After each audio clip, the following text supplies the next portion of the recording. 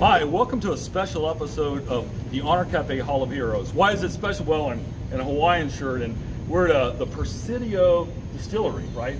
Persado. Persado Distillery, and it is in Alvin, Texas, an amazing place. And it's amazing because the event tonight is a fundraiser for Wheelchairs for Warriors. And below me, out of the shot, is a wheelchair, which they actually got me. And our guest tonight is a very special guest. Not that all our guests aren't special, but Heidi is special. Oh. Thank you for being here. Yeah. All right. Thank you. It's an honor.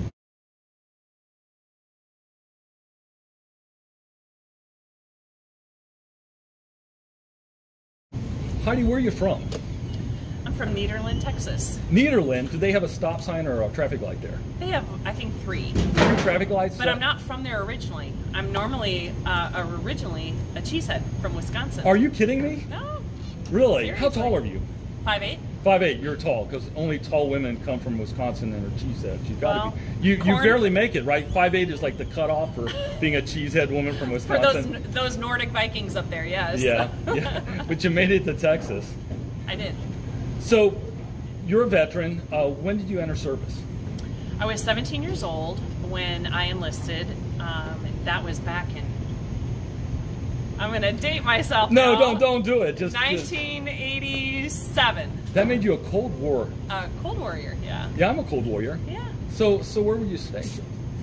Well, I kind of had a different route. I enlisted first. I went through my basic training at Fort Dix, New Jersey, and I started the simultaneous membership program that the Army has for, you can serve simultaneously in the reserves and in ROTC as you're working towards getting your commission. So I did that, and then I was commissioned in 1991 as an adjutant general officer. And at that point in time, I was given a choice because reserve officers didn't normally go on active duty. They said, okay, I was in the top 2 graduates of my class, and they said, you can either take what job we give you and go active duty, or you can take the job you want and stay in the reserves. So what'd you do? Can you guess what I did? What you want? I took whatever job they gave me so I could go on active duty. Yes. No way. Yes, absolutely. That is so commendable. Yeah. Wow. So what'd you end up with? Well, I ended up as an adjutant general officer, chairborne. And in order to combat that very insult right there, is I did go through airborne school. Awesome. So that was a passion of mine, and made that happen. And then I was sent out to Germany, and I served with the 7th Signal Brigade in Karlsruhe, Germany. That was a bigger deal than most people don't know, because during the Cold War, it was all about communication. Because we had to know before they were going to move, because we had to defend the Fulda Gap, we had Pershing missiles. So you guys, so you guys gave us the heads up. Comms were always there right, first. Comms were everywhere. Yeah. So if we had to stand up the missiles, you're the ones that were telling us, you know, it's happening. Well, it was actually a really exciting time too, because the time frame that I was there, we still had a Yugoslavia. Yes. And Yugoslavia was balkanizing, it was breaking up. And so all of the conflict that was happening in Yugoslavia, we were sending comms teams in to set up satellite comms and things like that for other troops to enter later into what was then known as Yugoslavia. Most people don't understand the Cold War and the stress. And I saw young guys, you know, get gray hair in this time because of the stress. I got my first 4 gray hairs at boot camp. 4! And look at me now! You have beautiful hair. Thank you. So what did it feel like when you thought, actually, you know, this may blow up? Because it looked like it was going to blow up. Okay, honestly, I was really excited. Were you? Yes, I was called into my battalion commander's, actually, I'm sorry, it wasn't a battalion commander, it was a brigade commander. I was assigned to a headquarters unit, and the brigade commander said, if we send the headquarters unit along with our battalions, if the whole unit goes to Yugoslavia, you're going to be the S1. Wow. Because I was the assistant S1 at the time. Yeah. And I was so thrilled. I was like, yes, this is the show. It This is the big time. It was. And so I was really very motivated. That's great. As a young officer, I was very motivated. With prior enlisted service, I went into my service as a butter bar, knowing exactly where to go for mentorship and guidance, and that was my NCOs. That is true. So I was told very early on, your NCOs will make or break you, and I said, I want them to make me, make me better, make me the best I could be. That's an amazing story. So you're the co-founder of Wheelchair for Warriors, correct? I am, yes. So talk to us about Wheelchairs for Warriors and your passion today. So I know you can probably relate to this. When you get out of the military, you kind of flounder for a while, especially because I intended to have a career in the military. My intention was never to serve, you know, 1 or 2 terms and then get out. My intention was to serve a full career in the military. And then what many times happens to women in the military, you get married, you start having a family, and you start weighing your family time with your professional service. And so at that point in time, I decided to get out of the military.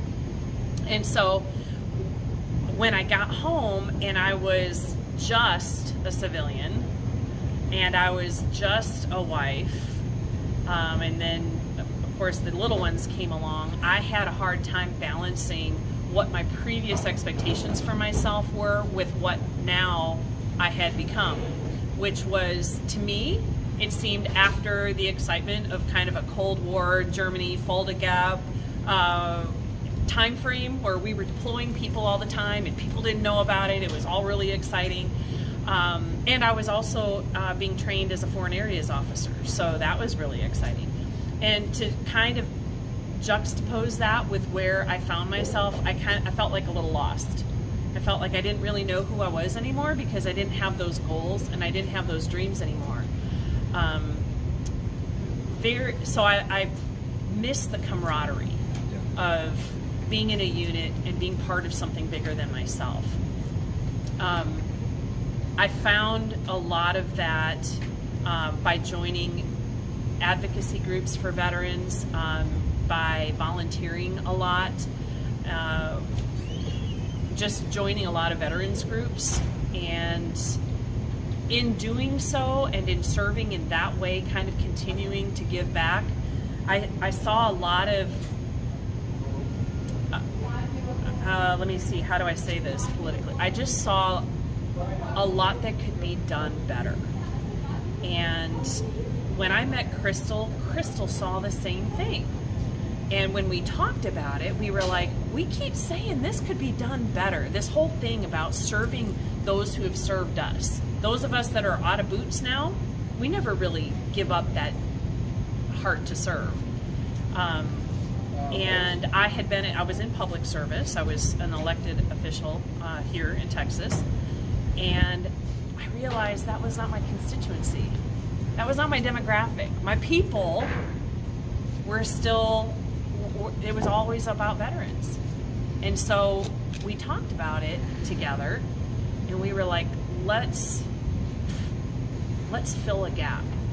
Let's find where our veterans are not being well served, and let's fill those holes. And out of that conversation, Wheelchairs for Warriors was born, because we started to see more and more of our veterans who were either delayed care or denied care at the VA, and that is unacceptable. It is intolerable, and I'm about to start preaching. That's okay. Preach it, sister. So how long has the organization been working? We are in our 6th year. Wow, I didn't realize that. Yes, yes, it has been. We were birthed right here in Galveston County, Texas, but we are now nationwide, and we go to anywhere that the veteran is to find out what it is that they need, what it is that they want and what will serve their lifestyle best. So we will custom design and build wheelchairs for veterans and first responders injured in the line of duty. We figure they've served, they've sacrificed, now it's our turn to give back. Well, you're still wearing your boots. And you can't see them right now, but right now they're cowboy boots. But you didn't put them up. You just changed your mission, and right. You're still on the mission now. Yes, in fact, our slogan is "Join the Mission," and we are on point. Like this is our mission. Well, thank you so much for what you do. Yes. And personally, I just want to thank you because you guys have helped our family out tremendously, and I'm so proud to know you. Thank you. Yeah. I am honored to know you. Okay. And it was, we're family now. That's right. We are family. We are family.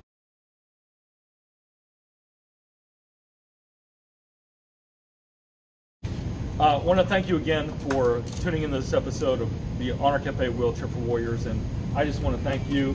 And you are a warrior, and warriors are never alone, and we're with you, we're working with you, and we're by your side, and thank you for what you do. It's a privilege.